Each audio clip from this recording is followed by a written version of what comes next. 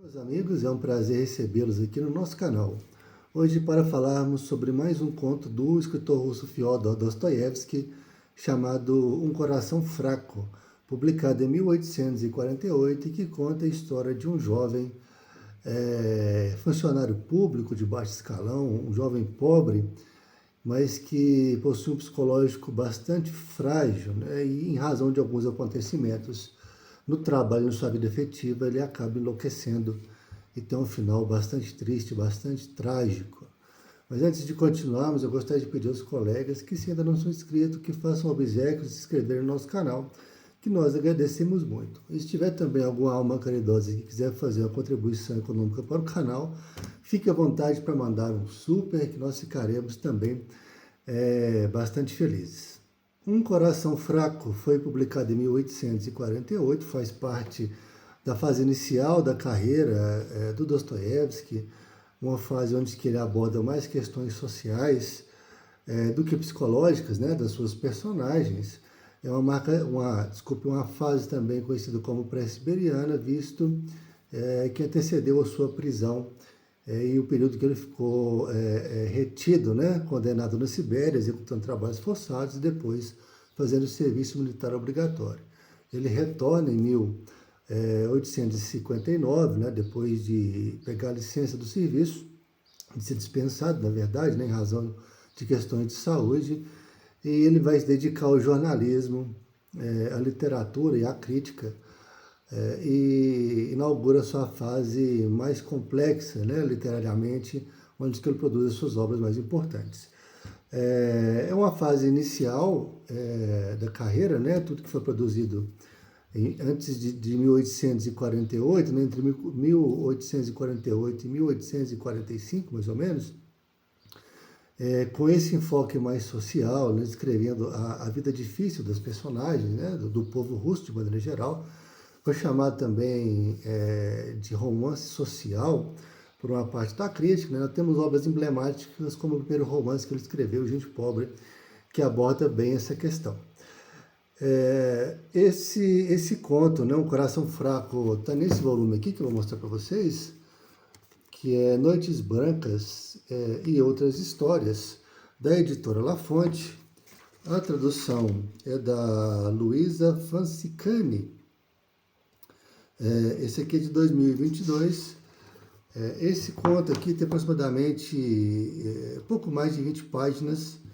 Nessa diagramação aqui, vou mostrar para vocês, a diagramação tranquila que toma algumas horas de leitura apenas. Muito embora a leitura do Dostoiévski não seja uma leitura lá muito das mais fáceis, né? Considerando a profundidade psicológica, né, com que ele descreve as questões, né, e aborda as características das suas personagens. Mas esse conto conta a história de dois amigos, dois funcionários públicos, né, de baixo escalão, um chamado Arkady e outro chamado Vazia.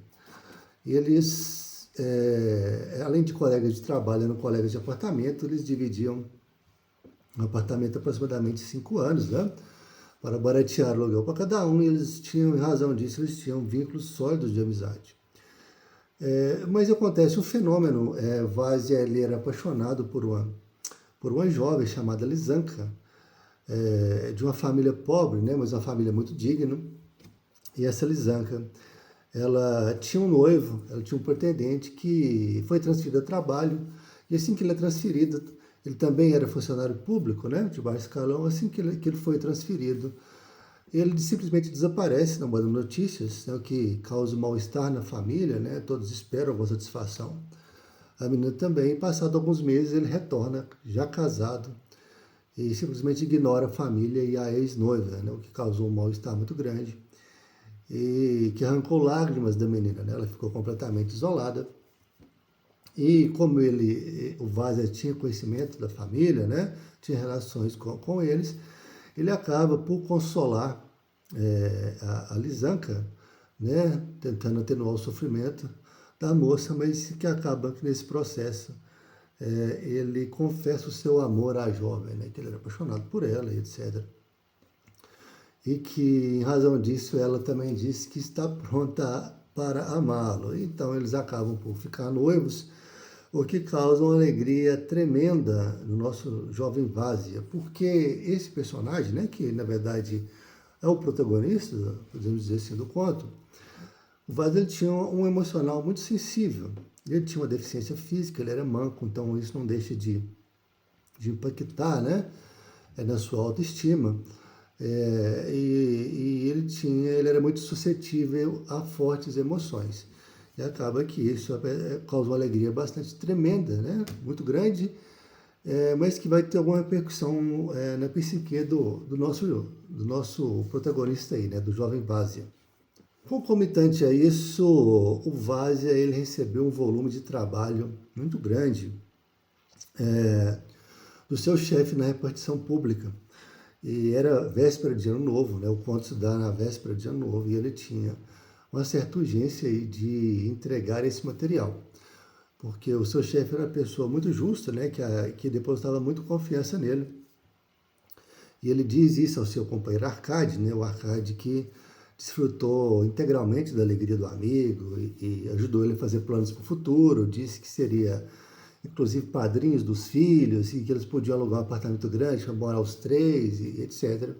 Ele chega até a visitar a família, né, da Lizanka, num dia lá, passam um dia juntos, etc. E gosta muito da família dela e da moça, etc. E então ele escuta do seu companheiro que ele tem que se dedicar com muito afinco a essa tarefa funcional para não decepcionar o chefe.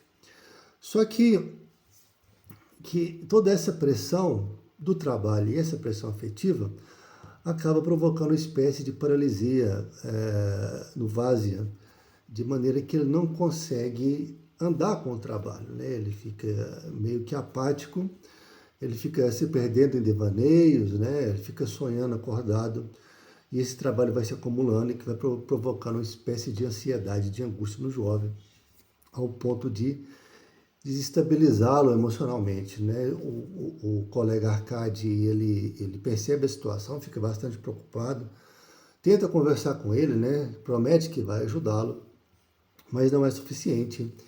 E ele percebe que todas essas questões, né, estão sendo somatizadas, digamos assim, pelo Vásia, que começa a ter efeitos físicos disso, né? Começa a ficar completamente abalado, emocionalmente, ele começa a entrar em uma espécie de transe em algumas partes do dia, quase que um sonambulismo, alguma coisa nesse aspecto, e isso acaba tendo repercussões graves ao ponto de ele observar um dia, o Arcade observa que o Vásia estava um dia trabalhando numa mesa lá no apartamento, só que quando ele olha de perto, ele está correndo sobre o papel uma caneta sem tinta e virando as folhas e voltando a escrever como se ele tivesse de fato produzindo alguma coisa, mas não estava acontecendo relativamente nada.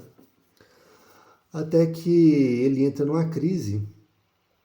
O Arcade, ele dorme, quando acorda o colega não está mais, ele fica extremamente preocupado. Ele vai até a casa da noiva, né, pergunta se ele estava por lá, o que causa um alarme também na família, né, uma espécie de desespero. Então ele vai até a repartição pública onde eles trabalhavam, e lá ele chega e percebe que tem alguma coisa errada, que estava um tumulto danado. Então ele é informado por outros colegas que o Vásia havia surtado e que estava na sala do chefe da repartição, completamente em delírio, achando que ele era um soldado que estava sendo convocado para o exército por incompetência, né, porque não havia concluído o serviço, então como espécie de punição ele teria que prestar serviço militar. Estava confessando ao chefe essa situação, dizendo também que ele era inapto, apesar da sua condição, né, de praticamente recruta, porque ele era deficiente, né, e ele era uma pessoa muito fraca, né, o que causou um espanto e uma comoção geral entre os colegas, né, que alguns até verteram lágrimas em razão disso, e não teve outra situação a não ser interná-lo no hospital. E aqui tem uma pausa no conto, né? Tem uma pausa no conto, uma espécie de interrupção, e depois, no período futuro, o narrador volta dizendo que um dia Arcade encontra Lisa na igreja, né? Lizanka, que ela estava já casada e com um bebezinho. E eles se reconhecem, conversam, né? A respeito da como está a vida, mas evita tocar nesses traumas do passado, mas a moça acaba se ruborizando, né, e deixando escapar algumas lágrimas de tristeza, certamente porque se lembrou, né, do vaso, né, daquele todo episódio do passado. Nesse ponto o conto se encerra. E nós agora vamos fazer alguns pequenos comentários a respeito dele. Né?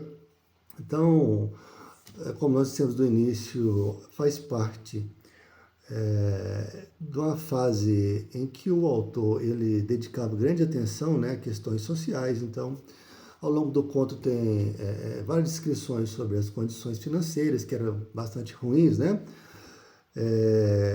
As questões de descrição do apartamento, mobiliário, né? A questão das vestimentas, né? O pessoal que vendia o almoço para comprar a janta. Mas é muito comum, durante toda a linha literária de Dostoiévski, dar uma atenção especial aos funcionários públicos, né? Seja de baixo, médio, alto escalão, eles sempre fazem parte de suas obras como personagens. E também a questão da Lisa, né? A moça também muito pobre, uma pobreza desgraçada, inclusive ela fala com isso no momento que fica noivo, com Vásia, ela como que segreda para ele que não sabe se as coisas vão dar certo porque ela é muito pobre, né? Ela é uma moça miserável. E mesmo assim ele o amaria, né? Nessas condições. Mas enfim, e a segunda questão que a gente pode debater a respeito dessa obra é um fato curioso, né? Bastante comum, mas curioso, que é que nem todas as pessoas têm a mesma verve, né? A mesma substância física e psicológica, né? E moral, digamos assim. Como que eu posso ser mais claro? Digamos que existem pessoas mais saudáveis, menos saudáveis, mais fortes e mais fracas, né? E psicologicamente mais resistentes ou menos resistentes, que é um dado da natureza, né? Uma questão da contingência. Isso também acontece no campo psicológico. Então, tem pessoas que têm mais resiliência a enfrentar problemas, né? Ou seja, tem um psicológico mais resistente, mais sólido, e pessoas menos resistentes que, quando são submetidas a certas pressões, elas realmente não suportam. E nós temos que considerar que no século XIX não tinha os mesmos recursos terapêuticos que nós temos hoje, né, para atacar e combater esse tipo de moléstia, digamos assim, ou esse tipo de condição, né? Então, nós não tinham terapias, não tinha medicamentos, né, para aplacar o sofrimento emocional das pessoas. Então, acaba que tinham repercussões psicossomáticas mais contundentes, né, levando a enfermidades ou a loucura, como está exposto aqui nesse livro. Mas, enfim, nós aqui consideramos nossa contribuição dada a respeito do tema, né, um conto bastante interessante. Sugerimos a leitura, né, o nosso próprio Vaza enlouqueceu de felicidade, né, e até certo ponto de gratidão pela consideração que o chefe tinha. Então, todas essas expressões, mesmo que positivas, conduziram à loucura, né.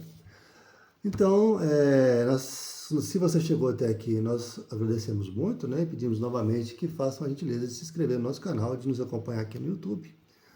Então, um grande abraço e até a próxima.